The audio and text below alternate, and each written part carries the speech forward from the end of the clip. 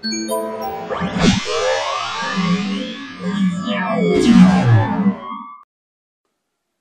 guys, welcome back to another video. This is going to be another Trojan video. So I've now painted up all the interior, all the parts.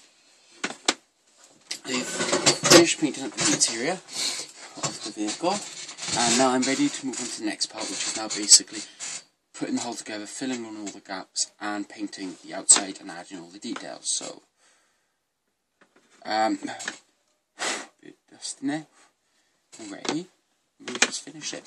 Right, so start with the back panel. Now, on the back panel, this was a hollow gap, and there was lots of builds up of resin, which was uneven, and to sand it down and make it all square in the inside of this hollow, it took so long. So what I done was I took a piece of plastic card, filled in the gap, and I stuck on a door hatch and some I like to believe that these would be hydraulic cylinders for the crane.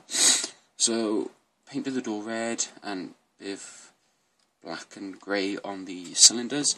It's pretty basic, because if you've ever been in a real tank, there is not much colour and detail to the insides. Most things are actually a grey tone. So that's the back hatch.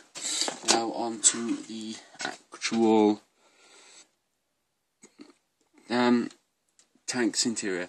So I've painted up the control panel, just painted up some buttons and stuff using different coloured paints like orange, red and green, and gave that a wash to give that three-dimensional effect.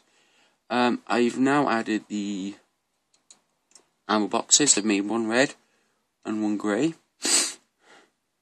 and I've dry brushed over the gridding on the floor, and I've added a Lehman Russ shell standing up on the inside as well.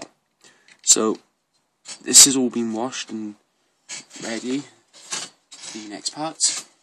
So when I come to paint this now, before I can move on with any painting, I've got to put this back. I've got to glue this back piece on, like so. And if you can see